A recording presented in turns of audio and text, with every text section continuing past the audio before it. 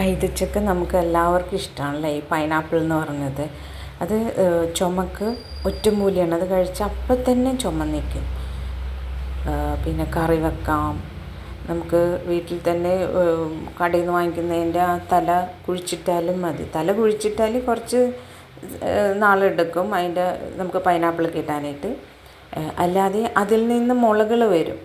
അത് നട്ടാലാണ് നമുക്ക് പെട്ടെന്ന് പൈനാപ്പിളുകൾ അതിലുണ്ടാവും. അപ്പം നമ്മൾ കടയിൽ നിന്ന് വാങ്ങിക്കുന്നതിൻ്റെ തല കളയാതെ എവിടെയെങ്കിലും കുഴിച്ചിട്ടാൽ മതി.